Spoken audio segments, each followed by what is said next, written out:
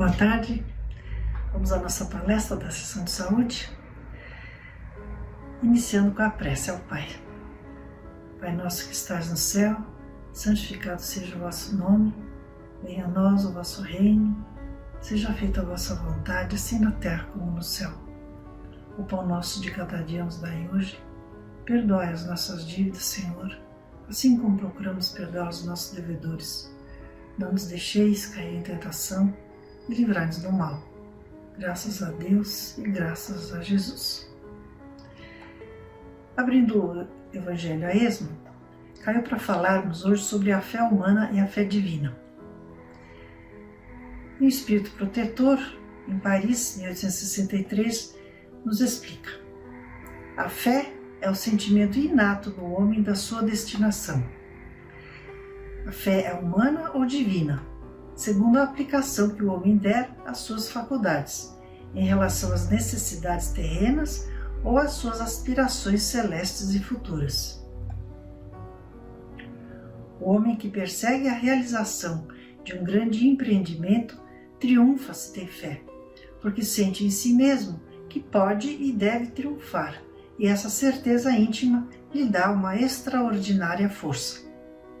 O homem de bem, que crendo no seu futuro celeste, quer preencher a sua vida com nobres e belas ações, tira da sua fé, da certeza da felicidade que o espera, a força necessária para as suas realizações na caridade, no sacrifício e na abnegação. E por fim, não há más inclinações que com a fé não possam ser vencidas. A gente fala que a fé transporta montanhas, né? Então, tudo podemos, né, com a nossa fé. E buscamos então uma definição de fé no livro O Consolador de Emmanuel. E ele nos diz: ter fé é guardar no coração a luminosa certeza em Deus, certeza que ultrapassou o âmbito da crença religiosa, fazendo o coração repousar numa energia constante de realização divina. Não é dizer eu creio, mas afirmar eu sei, com todos os valores da razão tocados pela luz do sentimento. A fé traduz-se na certeza da assistência de Deus, exprime a confiança que sabe enfrentar todas as lutas e problemas com a luz divina no coração, e significa a humildade para dizer faça-se no escravo a vontade do Senhor. Acreditar é uma expressão de crença. Admitir as afirmativas estranhas sem um exame minucioso é caminhar para o desfiladeiro do absurdo. É aquela fé cega, né? Mas usar a razão sem que esteja iluminada pelo sentimento é buscar o mesmo declive, onde os fantasmas da negação conduzem as almas a muitos crimes. Então é importante, né, aplicarmos o crivo da razão, né, sempre, mas não podemos deixar de ter o sentimento, né? Portanto que fala aqui, né? Senão a gente entra na situação, né, dos fantasmas da negação que conduzem as almas a muitos crimes. E nos itens 356 e 357, Emmanuel admite que a dúvida na alma de boa vontade sincera é benéfica. Às vezes temos dúvida em relação a alguns fatos, né? Ela é benéfica na marcha para a inteligência e da conquista da fé sublimada. E a busca de revelações do plano superior também é positiva para o enriquecimento da fé. Faz parte da curiosidade natural, né, e sadia do homem. Mas Emmanuel nos explica que temos que entender que a solução dessas dúvidas, esses problemas, nos chegará naturalmente com o tempo, né? Depois de resolvidos os nossos débitos perante nossos semelhantes, quando então mereceremos as revelações divinas. Por enquanto, a gente tem que se conformar um pouco com as nossas dúvidas, né? Não dá para ir muito a fundo. Então vamos ler aqui um conto de Humberto de Campos, que com o codinome Irmão X, né? Chama-se O Bom Ladrão. Está no livro Boa Nova, psicografado pelo Chico. E conta assim, né? Vou resumir. Alguns dias antes da prisão do mestre, os discípulos, nas suas discussões naturais, comentavam o problema da fé. E Levi disse: somente o homem culto pode conhecer a fé. E Tiago, seu irmão, disse que acreditava que bastava boa vontade para que a confiança em Deus estivesse viva nos corações, né? E Tomé disse: creio que a fé deve ser atributo do espírito mais cultivado. E Jesus, então solicitado ao esclarecimento, respondeu com suavidade: a fé pertence sobretudo aos que trabalham e confiam. Tê-la no coração é estar sempre pronto para Deus. Não importam a saúde ou a enfermidade do corpo, os infortúnios ou os sucessos da vida material. A alma leal trabalha confiante nos desígnios do Pai.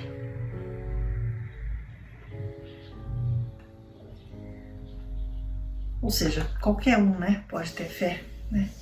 E vai depender muito do quanto você é leal a Deus, né? E aí o discípulo Tomé disse, né? Todavia, quem possuirá no mundo uma lealdade tão perfeita, né, como essa, né? Ele questionou, né? Jesus disse: só o critério definitivo de Deus pode julgar.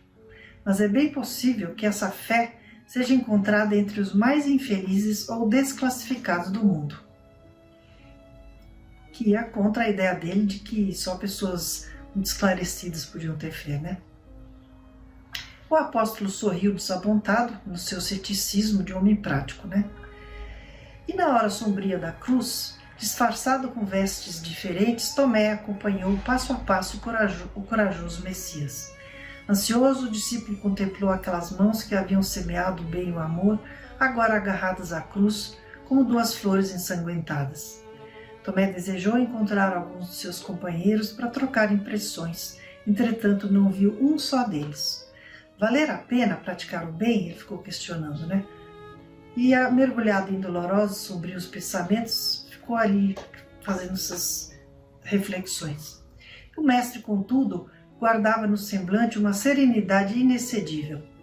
Tomé aproximou-se da cruz emocionado e notou que o Messias punha nele os olhos amorosos.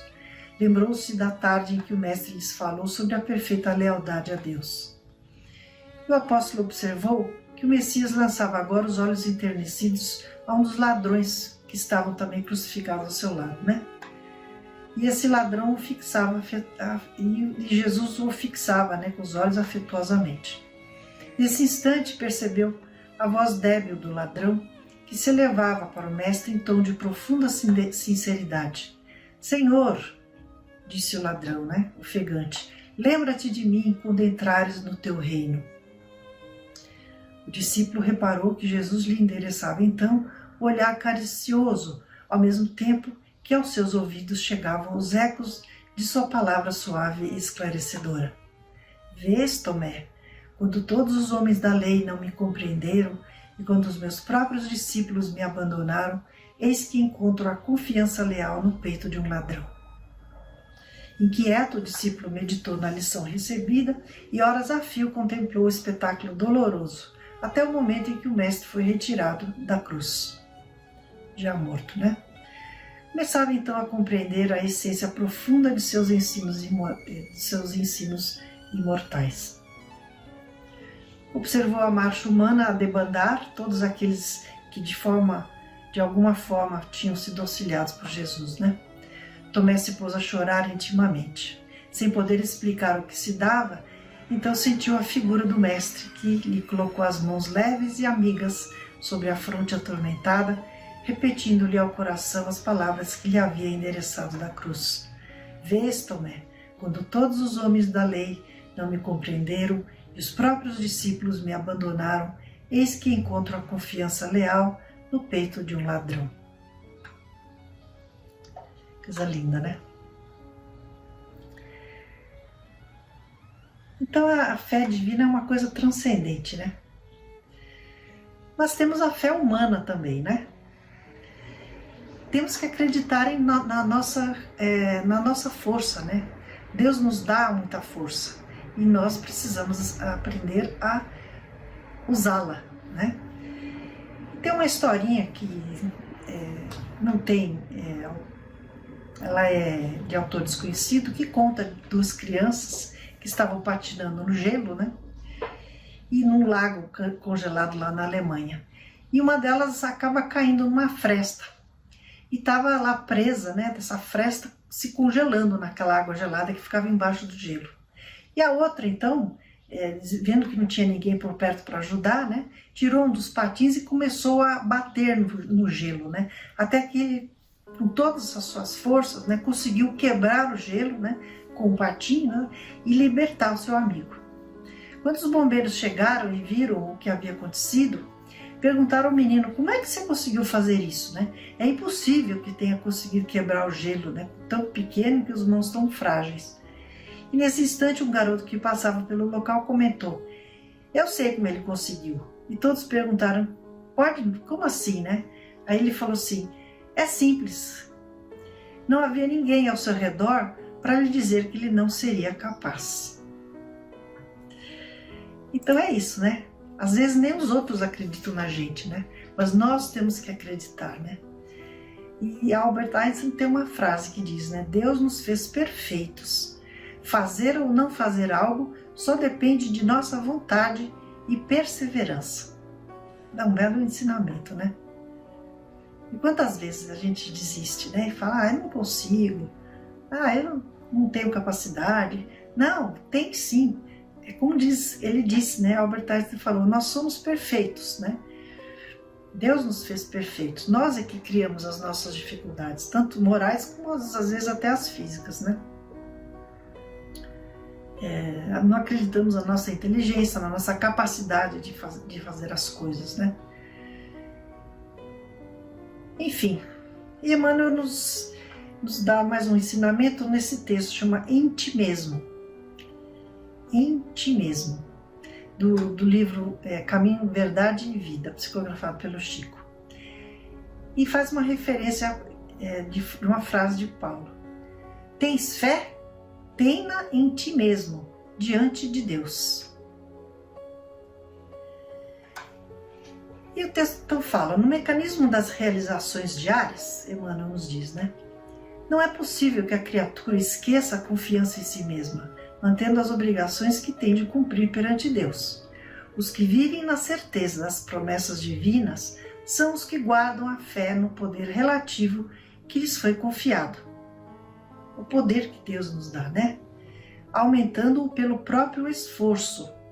Prosseguem nas edificações definitivas com vistas à eternidade. Os que, no entanto, permanecem desalentados quanto às suas possibilidades, depositando sua fé em promessas humanas, estão perdidos ao sabor das águas, sem roteiro e sem ancoradouro. Naturalmente, ninguém poderá viver na terra sem confiar em alguém, de seu círculo mais próximo, mas o calor das feições elevadas não podem excluir a confiança em si mesmo, diante do Criador. Na esfera de cada criatura, Deus pode tudo. Não dispensa, porém, a cooperação, a vontade e a confiança do Filho para realizar. Então ele pode nos ajudar, né? Mas ele quer que a gente se esforce, né? Um pai que construísse ele mesmo o roteiro da felicidade dos seus descendentes exterminaria em cada um as faculdades mais brilhantes, porque a gente cresce na hora que a gente se esforça para conquistar o que a gente quer, né? Por que te manterás indeciso se o Senhor te conferiu este ou aquele trabalho justo? Faze-o retamente, porque se Deus tem confiança em ti para alguma coisa, né, deves confiar em ti mesmo diante dele.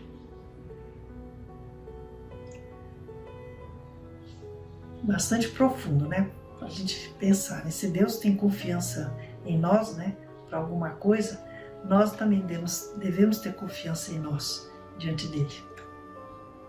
Agora, não construir também a fé, né, em outras pessoas, né? Porque ele mesmo, Emmanuel, que diz, né, da gente não depositar nossa fé nos outros, em pessoas, né?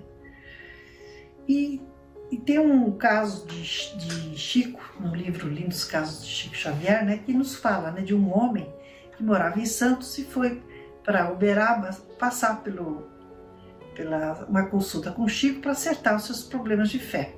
Só que esse homem chegou lá em Uberaba e o Chico estava ausente, porque ele tinha um emprego, né, numa repartição pública. E ele tinha que estar trabalhando, não pôde atender esse homem. E esse homem não podia ficar muito tempo lá, e muito frustrado, né? Ele acabou voltando para Santos e reclamando, né? Disse para todo mundo, né, que imagina, viajo para na verdade não é Brau, é Pedro Leopoldo. Viajo para Pedro Leopoldo, sacrificando meu tempo e dinheiro, chego à cidade e me dizem que ele estava ausente, né? Perdi minha fé. A mediunidade de Chico é uma fraude. Ele está se escondendo para melhor sustentar a mistificação.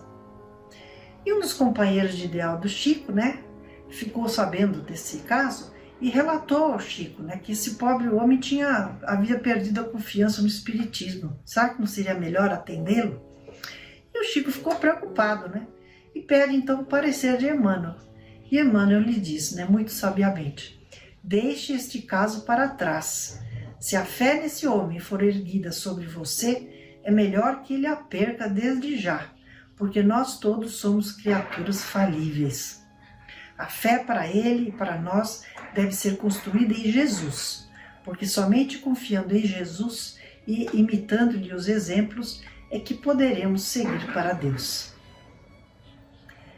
Então é isso, né? Ter confiança sempre em Deus, né? E em nós mesmos. E Meimei nos deixa um texto exatamente sobre a fé, né? Ora e confia. Está no livro da Amizade. E ela nos diz: se um dia te encontrares em situações tão difíceis que a vida te pareça um cárcere sem portas, na trama de processos obsessivos, no campo de moléstias consideradas irreversíveis, debaixo de provas que te induzam à desolação e ao desânimo, sob a pressão de hábitos infelizes, em extrema penúria, sem trabalho e sem meios de sobrevivência, na área de problemas criados pelos entes a que mais ames, os problemas de família, né? Não desesperes, ora em silêncio e confia em Deus, esperando pela divina providência, porque Deus tem estradas onde o mundo não tem caminhos. Que lindo, né? Deus tem estradas onde o mundo não tem caminhos. É por isso que a tempestade pode rugir à noite, mas não existem forças na terra que impeçam cada dia a chegada de novo amanhecer.